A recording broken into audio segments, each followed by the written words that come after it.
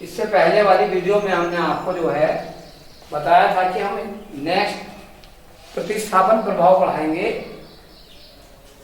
तो आज हम आपको इससे पहले जो हमने कीमत प्रभाव और आय प्रभाव पढ़ाया था, अब आपको हम पढ़ा रहे हैं प्रतिस्थापन प्रभाव। प्रतिस्थापन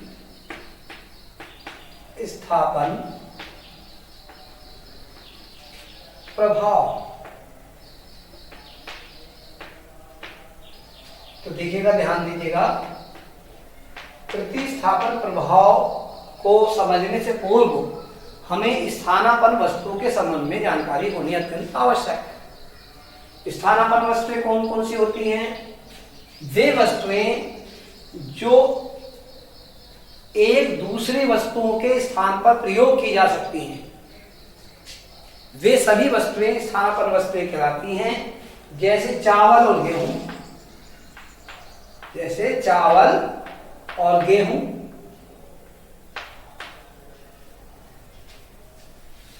मान लीजिए चावल महंगा हो जाए तो गेहूं खा करके काम चलाया जा सकता है।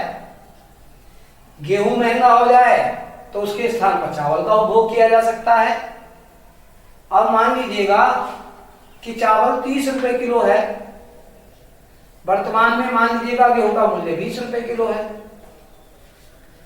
अब किसी कारणवश यदि गेहूं का मूल्य 20 से बढ़कर 25 रुपए हो जाए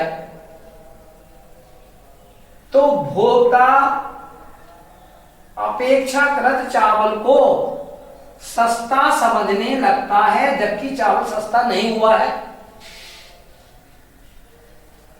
गेहूं का मूल्य बढ़ने के कारण भोक्ता चावल को सस्ता समझने लगता है और अपना उपभोग गेहूं से घटाकर चावल को पर बढ़ा देता है और नया साम्य स्थापित करता है।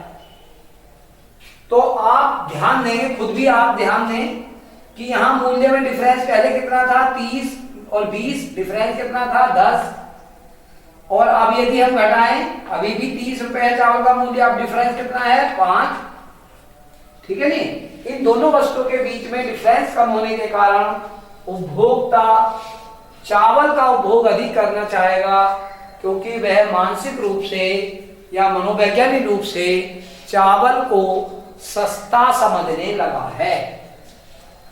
तो हम आपको यही बात यहां पर चित्र के माध्यम से बताने का प्रयास कर रहे हैं, ध्यान दें।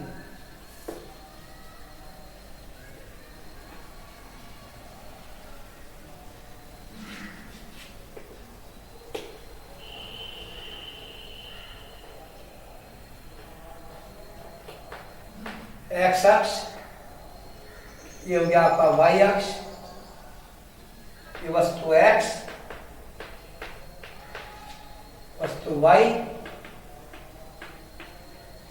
प्रारंभिक कीमत रेखा ले लेते हैं M1 MN। इसके ई बिंदु पर उपभोक्ता साम्य स्थिति में है, क्योंकि तटस्थ वक्र ने बजट रेखा को ई बिंदु पर काटा है, तो हम साम्य बिंदु में हैं। अब होता क्या है कि वस्तु x जो है वो सस्ती हो जाती है। वस्तु x क्या हो जाती है? वो सस्ती हो जाती है, मान लीजिएगा, या ऐसे और समझें तो ज्यादा अच्छा रहेगा कि वस्तु y महंगी हो जाती है, तो वह x को सस्ता समझने लगता है। तो जब महंगी हो जाएगी तो उसका उपभोग क्षेत्र कम हो जाएगा। मान लीजिएगा नया बिंदु M1 प्राप्त होगा और नई कीमत रेखा जो है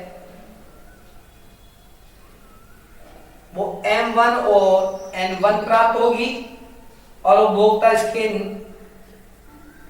F बिंदु पर साम्य स्थापित करेगा। E से F तक का जो गमन है, E से F तक का जो ये गमन है, यहां E से F पर उपभोक्ता का पहुंचना किसके कारण पहुंच रहा है? प्रतिस्थापन प्रभाव के कारण। जबकि वस्तु x के मूल्य में कोई कमी नहीं हुई है, परंतु उपभोक्ता ने वस्तु x का मूल्य बढ़ाया, उपभोग बढ़ाया है। जबकि वस्तु y के मूल्य में y का मूल्य बढ़ा है, तो उपभोक्ता ने वस्तु y के स्थान पर वस्तु x जो उसकी प्रतिस्थापन वस्तु है उसका उपभोग अधिक करके अपना नया साम्य बिंदु स्थापित किया है। अर्थात उपभोक्ता E से F पर गमन कर गया है।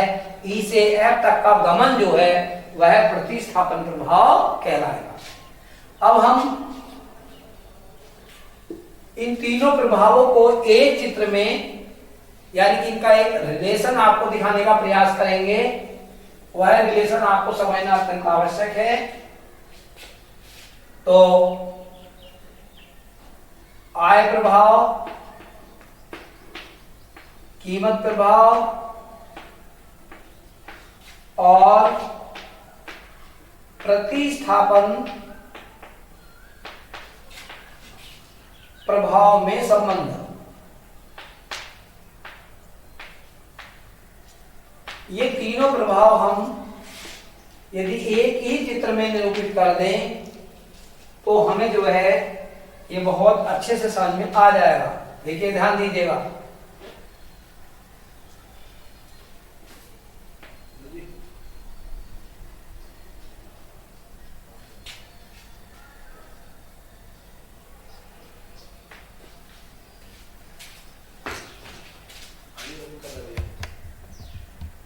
क्या भैया बोल रहे हैं? कौन सा भैया? आपको बेटे। हाँ, हेलो। हाँ हाँ,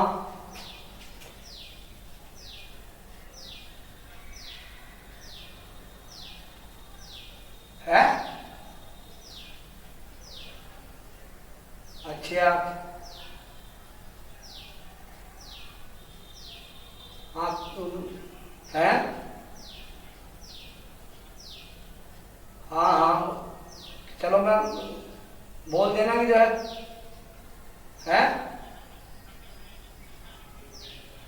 चलो चलो भेज दो। चल देखिए, उसे बता दी, फोन उठा लेगा नजदीक को। क्या दी?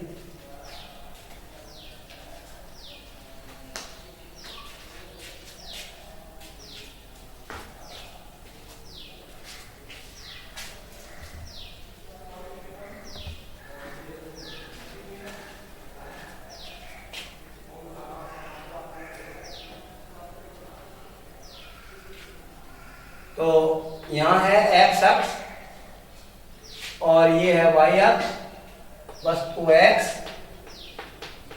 और वस्तु y। ये प्रारंभिक कीमत रेखा mn है।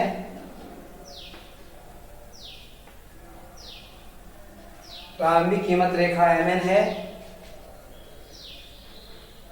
और ये एक और कीमत रेखा है जिसको हम N1 कहेंगे, पढ़ेंगे M और N1। और एक कीमत रेखा हम और बना रहे हैं जिसको पढ़ेंगे हम M0 और N0। देखिएगा, ध्यान दें, चित्र को बनाने का भी टेक्निक देख लें। सबसे पहले हमने Mn रेखा खींची, फिर उसके बाद हमने N1 रेखा खींची, फिर M0 और N1 रेखा खींची। यहाँ हम जो है यहाँ एक साम्य बिंदु स्थापित कर रहे हैं। ये बिंदु है हमारा E, ये IC1 तटस्थ वक्र ने काटा है। यहाँ एक और बिंदु ले रहे हैं, ये IC2। ये जो है बिंदु हमारा हो गया F, और यहां पर एक और बिंदु ले रहे हैं जो IC3 तटस्थ वक्र पर काट रहा है।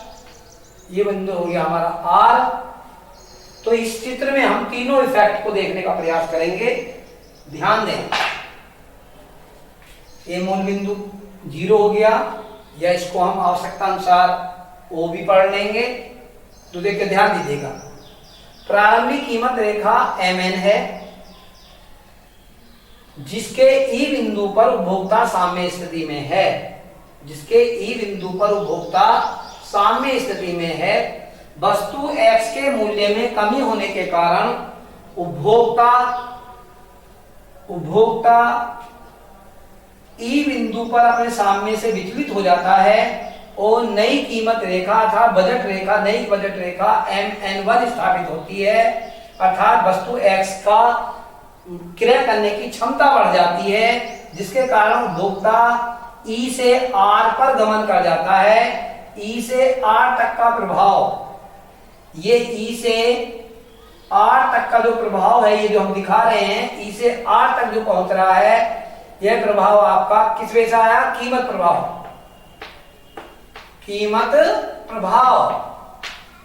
अब इसके बाद हम नेक्स्ट अध्ययन करते हैं, तो देखिएगा अब प्रारंभिक कीमत रेखा इस बार हम M0 मान रहे हैं, या मत मानिएगा तभी भी चल जाएगा। मान लीजिएगा प्रारंभिक कीमत रेखा MN थी और X वस्तु कीमत में कमी होने के कारण उपभोक्ता ने नया साम्य बिंदु स्थापित जो है वो R पे किया था, E से R तक का गमन कीमत प्रभाव कहलाया।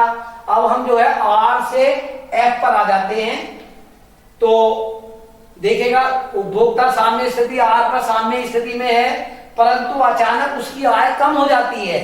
हमने आपको इससे पहले उदाहरण दिया था, आय बढ़ गई थी। दोनों तरीके से कर सकते हैं। 2000 रुपए आय है, मान के चलिएगा उसकी आय छिन जाती है और 1000 रुपए आय रह जाती है, तो उसकी जो कीमत रेखा है, बजट रेखा है, वो उसका एरिया कम हो जाएगा और ये बजट रेखा जो है नई M0 और N0 हो जाएगी, अर्थात MN1 से घटकर ये एरिया ये रह जाएगा और बिंदु नया साम्य बिंदु F स्थापित होगा। R से F तक का गमन, R से F तक का ये गमन जो है ये कहलाएगा आपका आय प्रभाव, यानी कि ये आय में कमी हो गई। इसके बाद हम F बिंदु पर आ चुके हैं, F से हमें E पर पहुंचना है, तो आप यहां पर क्या दिखाएंगे? वस्तु X को महंगा होते हुए दिखाएंगे। माना वस्तु X महंगी हो गई है, महंगी होने के कारण क्या हुआ है? अपेक्षाकृत स्थानापन्न वस्तु M22 सस्ती लगने लगी है और कुल मिलाकर वह बाई की M0 मात्रा न खरीद के OM1 मात्रा क्रय करता है और वस्तु X की मात्रा में कमी करता है और नई कीमत रेखा MN पुनः स्थापित हो जाती है और उपभोक्ता F से E पर गमन कर जाता है। उपभोक्ता F से कहां गमन कर जाता है? E पर गमन कर जाता है और F से E तक का जो प्रभाव है ये क्या कहलाएगा? प्रतिस्थापन प्रभाव कहलाएगा। प्रतिस्थापन प्रभाव कहलाएगा। तो अब आप समझ रहे हैं कि हमने एक ही चित्र में तीनों प्रभाव को स्पष्ट कर दिया है। जब आप इसके संबंध में लिखेंगे तो कैसे लिखेंगे ये समझने की जरूरत है। चित्र में X अक्ष पर वस्तु X तथा Y अक्ष पर वस्तु Y को प्रदर्शित किया गया है। Y पर प्रदर्शित किया गया है प्रारंभिक कीमत रेखा MN है, जिसके E बिंदु पर उपभोक्ता साम्य स्थिति में है। अब माना कि वस्तु X की कीमत में कमी हो जाती है, या वस्तु X की कीमत में क्या हो जाती है? कमी हो जाती है, जिसके कारण उपभोक्ता वस्तु X की अधिक मात्रा क्रय कर सकता है और नई बजट रेखा MN1 हो जाती है, अर्थात उसका वस्तु X को अधिक क्रय करने का अधिकार क्षेत्र बढ़ जाता है और नई कीमत रेखा स्थापित हो जाती है, जिसके R बिंदु पर उपभोक्ता पुनः संतुलन स्थापित करता है। अतः E से R तक का गमन कीमत प्रभाव कहलाएगा। इसके बाद उपभोक्ता की आय माना कि कम हो जाती है, कम होने के कारण उपभोक्ता के क्रय करने की क्षमता जो है वो दोनों वस्तुओं की घट जाती है और नई कीमत रेखा या बजट रेखा M0 N0 हो जाती है। अतः R से F तक का गमन जो है वो आपका आय प्रभाव कहलाएगा। किसके कारण हुआ ये? आय में कमी के कारण। अब उपभोक्ता F बिंदु पर साम्य की स्थिति में है, परंतु X वस्तु अचानक महंगी हो जाती है, तो उपभोक्ता उसकी प्रतिस्थापन वस्तु Y का अधिक उपभोग करना चाहता है। तो ऐसी स्थिति में वह OM0 से बढ़ाकर वो OM पर चला जाता है और नई कीमत रेखा या बजट रेखा पुनः MN स्थापित हो जाती है और उपभोक्ता पुनः E बिंदु पर अपने साम्य को स्थापित करता है और F से E पर चला जाता है। इस प्रकार एफ से ई तक का गमन जो है वह प्रतिस्थापन प्रभाव कहलाया। तो ये बात आपको समझ आ गई होगी और बहुत अच्छे से मैं समझता हूं कि निश्चित रूप से समझ में आई होगी। तो अब हम आपको जो है वो नेक्स्ट टॉपिक पढ़ा रहे हैं।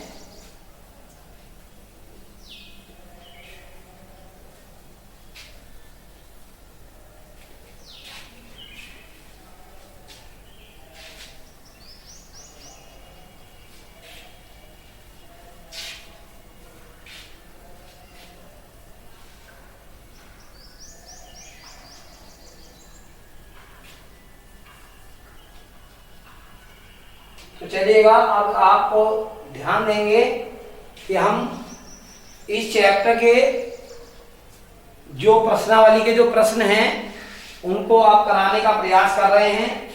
तो देखिएगा, प्रश्नावली के जो प्रश्न हैं वो अब मैं टेक्स्ट बुक मेरे पास है, तो इसमें जो है हम देखते हैं कि जो है जो प्रश्न आते रहते हैं उन प्रश्नों का अभ्यास माला के आधार पर हम अध्ययन करा रहे हैं आपको। तो देखिएगा, प्रश्न नंबर, इसमें हमने जो प्रश्न दे रखे हैं उसमें से कुछ प्रश्न करा दिए हैं। तो देखिएगा, पहला प्रश्न था उपभोक्ता के बजट सेट से आप क्या समझते हैं, वो आपको बता दिया गया है। बजट रेखा